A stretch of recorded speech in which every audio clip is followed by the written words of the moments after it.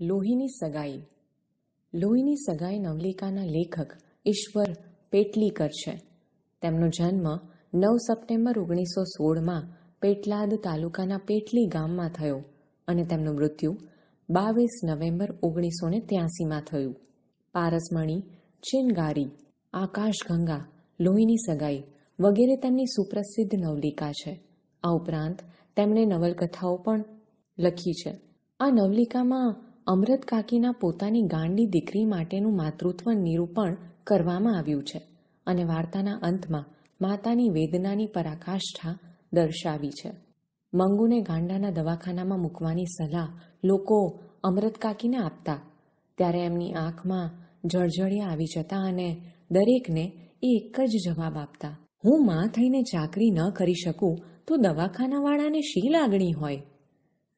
ખોડા ઢોરને પાંજરાપોળમાં મૂકી આવવા જેવું જ એ તો કહેવાય.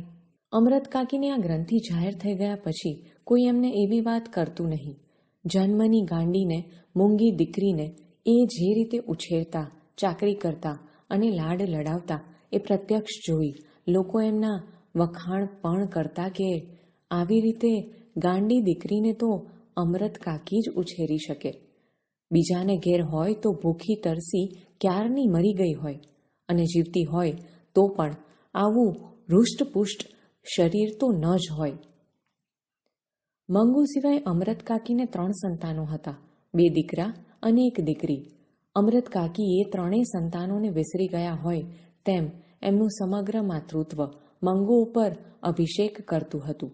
એટલે રજાઓમાં દીકરાઓ અવારનવાર ઘરે આવતા ત્યારે એમનું ઘર બાળ પૌત્રો પૌત્રીઓથી ખિલખિલાટ હસી ઉઠતું. છતાં દાદીમા તરીકે અમરત કાકી હરખપદુડા થઈ જતા નહીં. ભાગ્યે જ બાળકોને એ તેડતા, રમાડતા કે લાડ કરતા. માના આ વર્તન વિશે દીકરાઓને કંઈ લાગતું નહીં, પણ વહુઓ સમસમી જતી. બંને વહુઓની પતિ આગળ આ એક જ ફરિયાદ હતી, દીકરાના બાળકો એમને દીઠા ગમતા નથી અને ગાંડા હીરાને છાતીએથી અળગો કરાતો નથી. દીકરી માને મોંએ જ સંભળાવી દેતી, મંગુને ખોટા લાડ લડાવીને તે જ વધારે ગાંડી કરી મૂકી છે. ટેવ પાડીએ તો ઢોરને જાડો પેશાબ ક્યાં કરાય અને ક્યાં ન કરાય તેનું ભાન આવે છે. તો 12 વર્ષની છોડી ગમે તેટલી ગાંડી હોય પણ એને ટેવ પાડી હોય તો શું એટલું ભાન ન આવે? એ મૂંગી છે પણ કંઈ બહેરી નથી કે આપણું કાને ન ધરે. ભૂલ કરે તો 2 લપડાક ચોડી દીધી હોય તો બીજી વખત તરત ભાન રાખે. દીકરી આગળ કંઈ બોલે તે પહેલાં અમરત કાકીની આંખો વરસવા માંડતી. દીકરીનું હૈયું પણ ભરાઈ આવતું, પરંતુ કઠણ કાળજું કરી એ મનને ડૂમો કાઢી નાખતી. તું કંઈ કાયમ બેસી રહેવાની નથી. ભાભીઓને પનારે પડશે ત્યારે રોજ એના મળમૂતર ધોવા જેટલી કોઈ આળપંપાર નહીં કરે અને એ દુઃખી થઈ જશે. સહેજ અટકીને ધીમે સાદી એ કહેતી, દવાખાનામાં મૂકવાથી ડાહી નહીં થવાની હોય તો નહીં થાય, પણ જાડો પેશાબ અને કપડાનું ભાન આવશે તોય બસ છે. ભાઈઓના ઘરમાં ભગવાને ધાન ઘણું આપ્યું છે. ભાભીઓ ટંકે ખાવા ન આપે એવી કજાત પણ નથી. અમરત કાકી લોકોને દવાખાના અંગે પાંજરાપોળની ઉપમા આપતા ત્યારે લોકો પરાયા તરીકે જે કહી શકતા નહીં તે દીકરી કહી નાખતી. દવાખાનું પાંજરાપોળ જેવું હશે અને કદાચ મંગુ મરી ગઈ તો એનો અને કુટુંબનો છુટકારો થશે. દીકરા કમાતા ધમાતા હોય, દીકરી સાસરે હિંડોળા ખાટે ઝૂલતી હોય ત્યારે હું માં થતી જાઉં એનું કંઈ અર્થ નથી. મંગુની સાચીમાં બની રહું ત્યારે જ મારી લોહીની સગાઈ ખરી. એટલે દીકરી કહે કે દીકરાઓ કહે તો પણ મંગુને દવાખાના દ્વારા મોત ભણી ધકેલવા અમરત કાકી તૈયાર ન હતા. દીકરાઓ માના આ ભાવને સમજી ગયા હતા એટલે એ કોઈ વખત એવી વાત કરતા નહીં. ફક્ત દીકરાઓના મનમાં એક વસવસો હતો કે કોઈ તાલીમ પામેલી નર્સ કે દાક્તરની દેખરેખ નીચે એને રાખી હોય તો ટેવને લીધે કદાચ એને જાડો પેશાબ ને કપડાનું ભાન આવે. પરંતુ એવી સગવડ ઘર આગળ કરી શકાય તેમ હતું નહીં, એટલે એ મૌન રહ્યા હતા. છતાં અમરત કાકીએ એમની શ્રદ્ધા પ્રમાણેના ઉપચાર ચાલુ રાખ્યા હતા. દવા કરનારાઓ વણ નોતર્યા ઘેર આવી પહોંચતા શિલાજીત વેચનારા કે હિંગ વેચનારા મંગુને ગાંડી જાણતા પોતે દવા જાણે છે તેવો દાવો કરતા. અમરત કાકી માનતા કે 1000 ઉપચાર કરીએ ત્યારે એક ટેકી લાગી જાય એટલે બીજાને મન ગાંડી ઘેલી વાત એ ગંભીરતાથી સાંભળતા અને શ્રદ્ધાથી એનો અમલ કરતા. જોશીઓ અને ભુવાઓ પણ અવારનવાર વહારે ધાતા. એક જોશીએ ભાખ્યું હતું કે આવતા માગશર મહિનામાં એની દશા બદલાય છે એટલે સારું થઈ જશે. ત્યારથી માગશર મહિનો અમરત કાકીનો આરાધ્ય દેવ બની ગયો હતો. માગશર મહિને તાકડે મંગુને 14 વર્ષ પૂરા થઈ રહેતા હતા એટલે કોઈ ડાયું માણસ જે તરંગે ન ચડી જાય તેવા તરંગે અમરત કાકી ચડી જતા. 14મું ઉતરતા કમુને પરણાવેલી. મંગુ ડાહી હોત તો આજે એના વિવાહનું પણ નક્કી થઈ ગયું હોત. જો માગશર મહિનામાં એને માટે તો મુઈનું રૂપ તો એવું છે કે મૂર્તિઓ એને જોતા સમો હા પાડી દે અને જાણે એને મટ્યું હોય તેમ એ લગ્નની યોજના પણ વિચારવા મંડી જતા.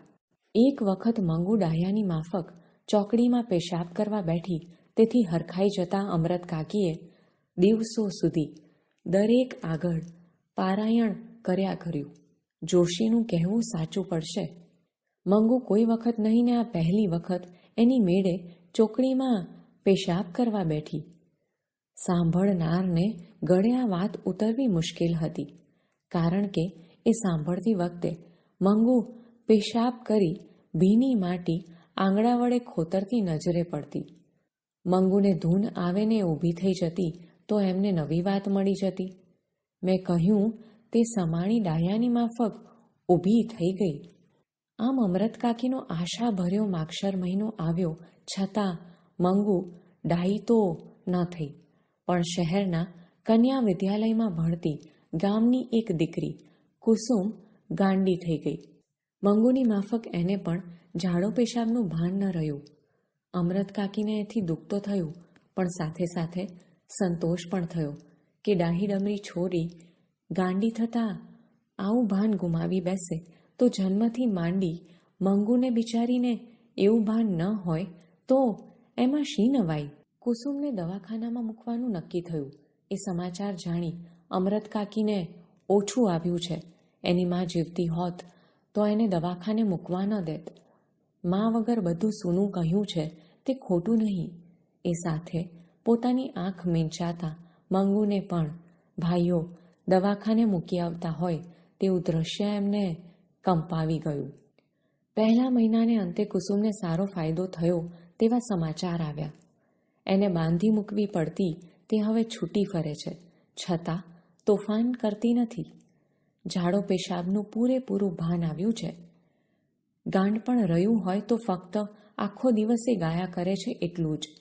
એ પણ બીજા મહિનામાં મટી જશે એવો દાક્તરે અભિપ્રાય આપ્યો હતો. બીજે મહિને કુસુમને મટી ગયું છતાં એકાદ મહિનો રહે તો સારું એવી દાક્તરની સલાહથી એને 3જો મહિનો રાખવામાં આવી હતી. એ ઘરે આવી ત્યારે આખું ગામ એને જોવા ઉમટ્યું હતું. સૌથી મોખરે અમરત કાકી હતા. કુસુમને પૂરેપૂરી ડાહી થઈ ગયેલી જોઈ અમરત કાકીને દરેક સલાહ આપવા માંડી ગયું. કાકી, તમે મંગુને એક વખત દવાખાનામાં મૂકી તો જુઓ, જરૂર એને મટશે. અમરત કાકીએ જિંદગીમાં પહેલી વખત દવાખાનાનો વિરોધ ન કર્યો. બીજે દિવસે એમણે કુસુમને પોતાના ઘરે બોલાવી એને પાસે બેસાડી દવાખાનાની હકીકત પૂછવા માંડી. નર્સ કે ડાક્ટરને કોઈ ગાંડા તમાચા મારી જાય તો પણ એ લોકો એના ઉપર ખીજાતા નથી કે એને મારતા નથી એ જાણી એમને દવાખાના ઉપર શ્રદ્ધા પણ બેઠી. નવી આશા જન્મી કે મંગુના કરમમાં દવાખાનામાં જવાથી મટે એવું લખ્યું હશે તોય કોને ખબર. આટલા ઉપચાર કરી જોયા ત્યારે એક વધારે. છેવટે મંગુને દવાખાને મૂકવી એવો અમરત કાકીએ નિર્ણય કર્યો. એ માટે મોટા દીકરાને ઘરે આવી જવા એમણે પત્ર પણ લખાવ્યો. છતાં એ નિર્ણય લીધો ત્યારથી એમની ઊંઘ ઉડી ગઈ હતી. જાણે પોતે હારીને આ કામ કરી રહ્યા હતા એમ એમના મગજ ઉપર એક જાતનો ભાર જણાવા લાગ્યો હતો. મંગુ મોટી થતી જતી હતી. પોતાની વૃદ્ધાવસ્થા વધતી જતી હતી. વહુઓ ચાકરી નહીં કરે એની ખબર પડી ગઈ હતી, કારણ કે બેમાંથી એકે વહુએ હજુ સુધી સાથે રહેવા આવવાનું આમંત્રણ આપ્યું ન હતું. એ સ્થિતિમાં મંગુનો પ્રભુ હોય અને એને મટી જાય કે ન મટે તો પણ જો એને દવાખાનામાં ગોઠી જાય તો મળતી વખતે પોતાને એક જાતની શાંતિ રહે કે એની ચાકરી કરનાર દુનિયામાં પારકું પણ છે ખરું. આ વિચારવહેણ સાથે અમૃતકાકીની આંખોમાંથી એટલું બધું પાણી વહી જતું કે પથારી પલળી જતી. હૈયું પોકારી ઉઠતું. ગમે તે બહાનું ભલે કાઢો, પણ મૂળ વાત એટલી કે તમે દીકરીથી થાક્યા છો. અમૃતકાકી ઊંઘમાંથી ઝબકી જતા બોલી ઉઠતા, શું હું થાકી છું? હૈયું બમણા જોરથી પોકારી ઉઠતું. એક વાર નહીં ને 1000 વાર. અમૃતકાકીને થયું પોતે દીકરાને પત્ર લખ્યો તે જ મોટી ભૂલ કરી. એવી શી ઉતાવળ હતી કે શિયાળાની ટાઢમાં એને દવાખાને ધકેલવી પડે? રાતમાં હું એને કેટલાય વખત ઓઢાડું છું.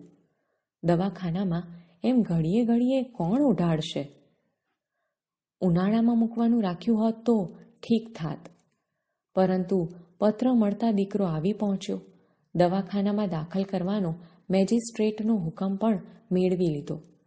એક અઠવાડિયામાં જ મંગુને મૂકવા જવાનું આવી પહોંચ્યું. અમૃતકાકીને ખાતરી થઈ ગઈ કે દીકરો ગાંડી બહેનને દવાખાનામાં ધકેલી વેઠ ઉતારવા માંગે છે.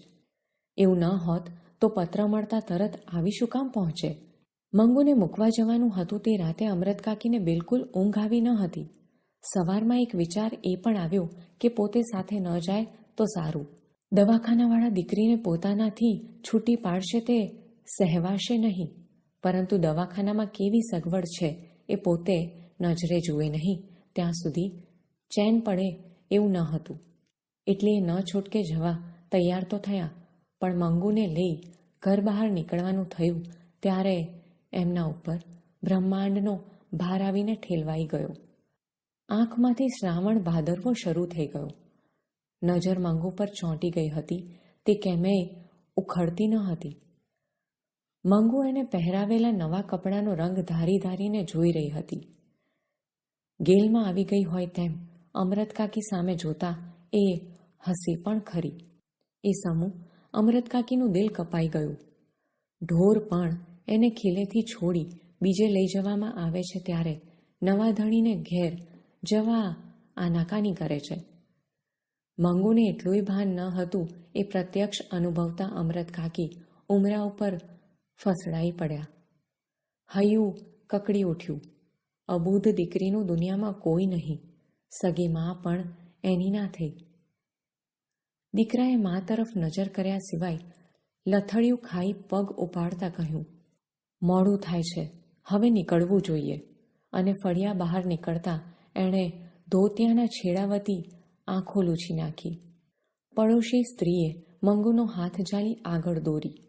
બીજી સ્ત્રીઓએ અમૃતકાકીને ટેકો આપ્યો. છેવટ કડવો ઘૂંટડો હૈયામાં સમાવી ઢીંચણ ઉપર હાથ ટેકવીએ ઊભા થયા. 2 જણે ઝાલીને ચડાવ્યા ત્યારે એમનાથી ડમણિયામાં ચડાયું. મંગુ ગાંડી છે એમ જાણતા ગાડીમાં મુસાફરોને મજાનો ખોરાક મળી ગયો. આવી ખાધે પીધે સુખી છોડીને દવાખાનામાં મૂકશો એટલે મહિના દહાડામાં લાકડા જેવી થઈ જશે. ત્યાં તો ઢોરની પેઠે ટંકે જેમનું તેમનું નીડ્યું એટલે બસ. આ છોડીની માં નથી? અમૃતકાકીને આ ઘા અસહ્ય થઈ પડ્યો. આંખમાં આંસુ આવી ગયા. કંઠ રૂંધાઈ ગયો. શરમથી ડોકું નીચું નમી ગયું.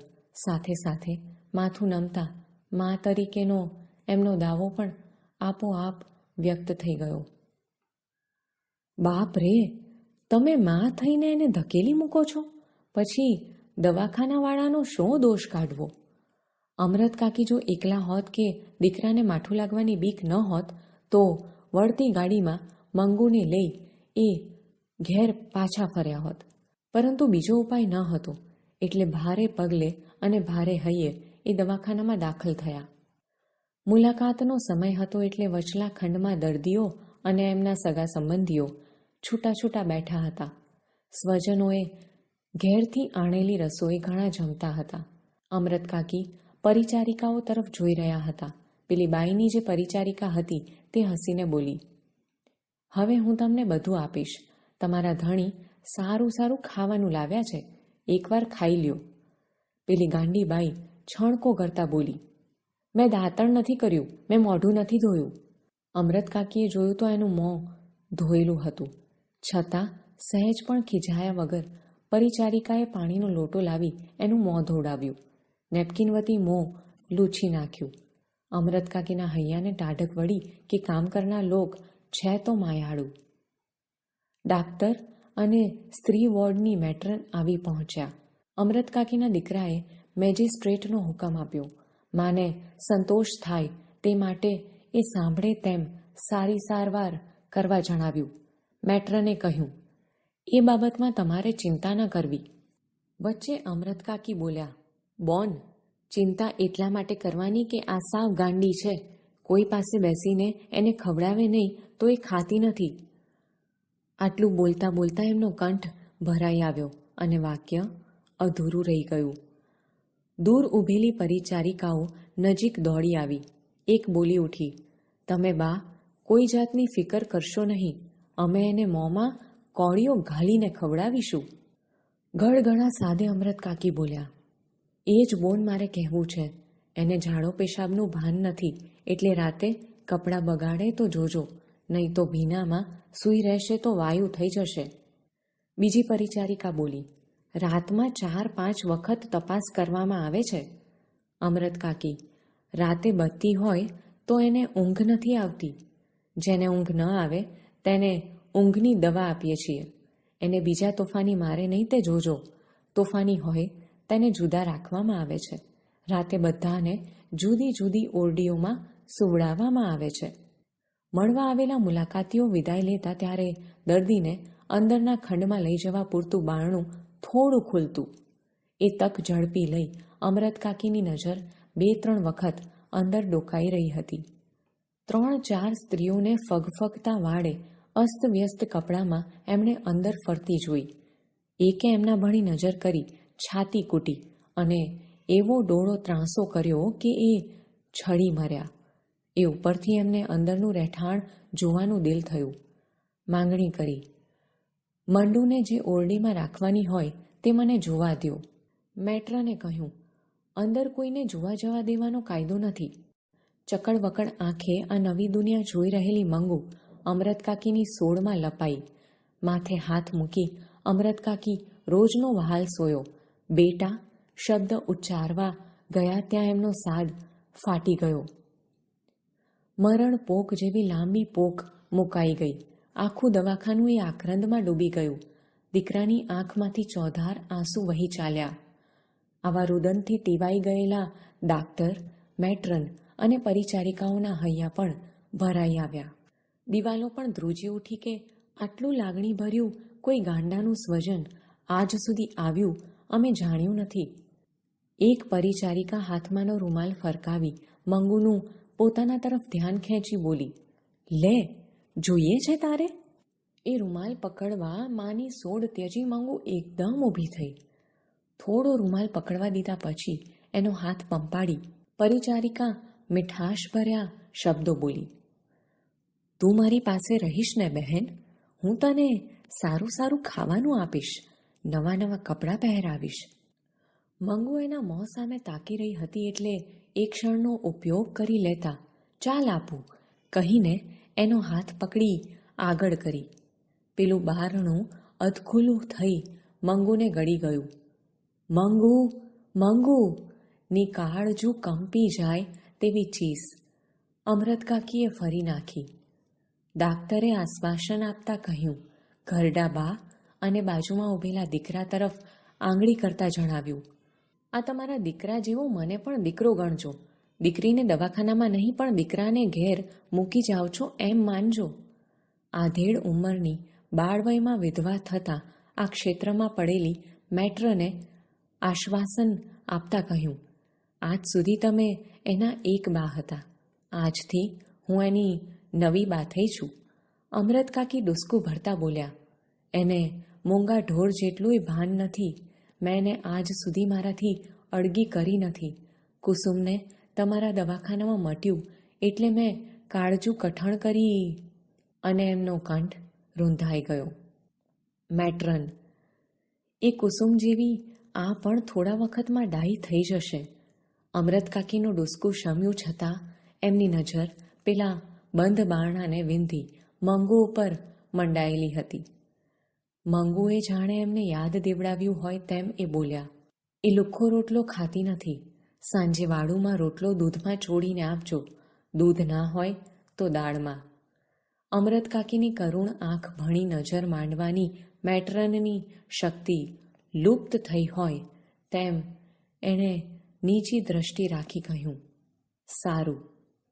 અમરત કાકી, એને દહીં બહુ ભાવે છે.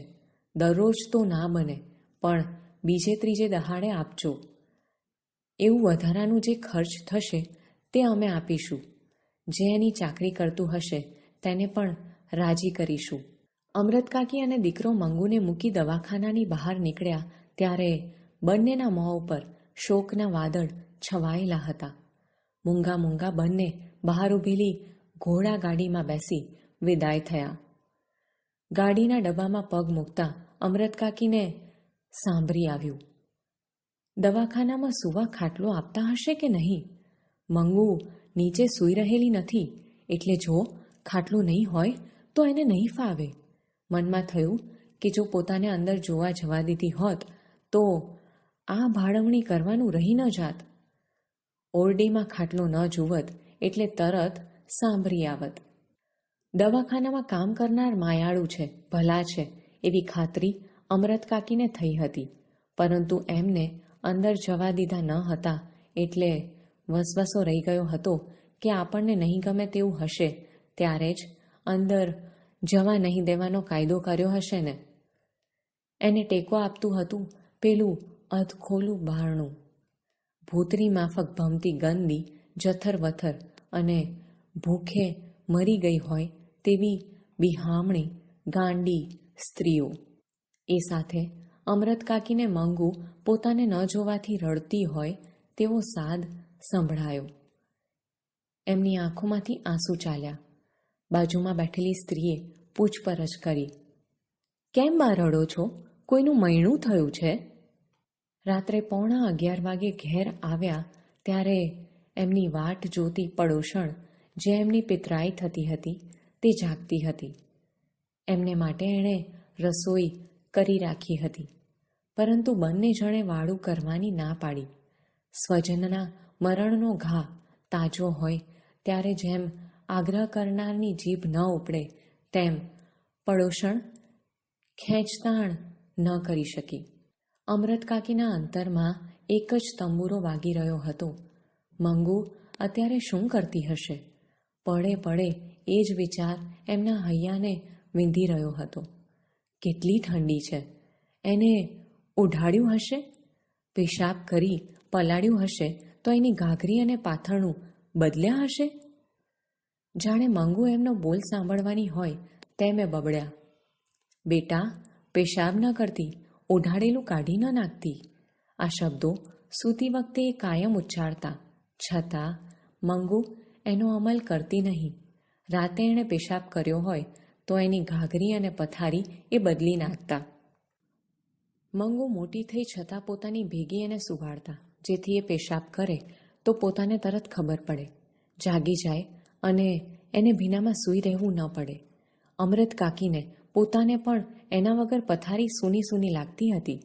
મનમાં થયું, મારા ભેગી સુવા ટેવાઈ ગયેલી એને ઊંઘ આવી હશે. એ સાથે એની આંખો બહાવરી બની પોતાને શોધતી હોય તેમ એમને દેખાયું. એમણે ઈસ ઉપર કપાળ કૂટ્યું. માં થઈને એને દવાખાને હડસેલીને આવતી રહી. એમનાથી ડૂસકું ભરાઈ ગયું. બહારના ખંડમાં સૂતેલા દીકરાને પણ ઊંઘ આવી ન હતી.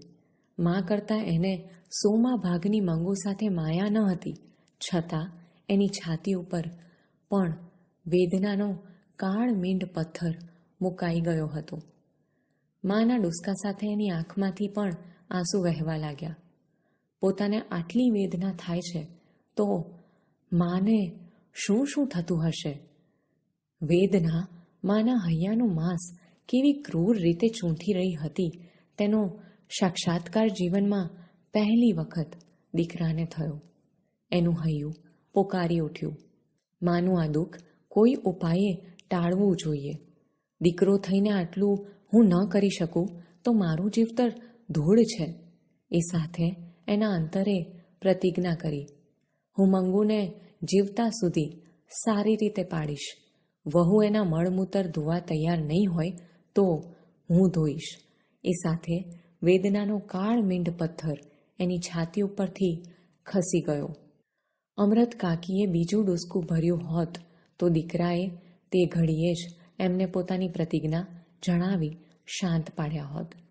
પરંતુ એ ઝંપી ગયેલા લાગ્યા એટલે હવે સવારે વાત એમ માની દીકરાએ ઊંઘવા આંખ મીચી અને થોડી વારમાં એની આંખ મળી ગઈ. વહેલી પરોઢે ઘંટીનો અને વલોણાનો મધુરો અવાજ ગામમાં ગુંજી ઉઠ્યો હતો. ત્યારે ગામ આખાને વિંધી નાખે તેવી ચીસા ચીસ અમરત કાકીએ કરી મૂકી. ધાજો રે ધાજો, મારી મંગુને મારી નાખી રે. દીકરો ખાટલામાંથી ઉછળી પડ્યો. પડોશી દોડી આવ્યા. ઘંટીઓ અને વલોણા થંભી ગયા. જેણે સાંભળ્યું તે ધાઈ આવ્યા અને આવ્યા તેવા હબકી ગયા. અમરત કાકી મંગુની નાતમાં વટલાઈ ગયા હતા.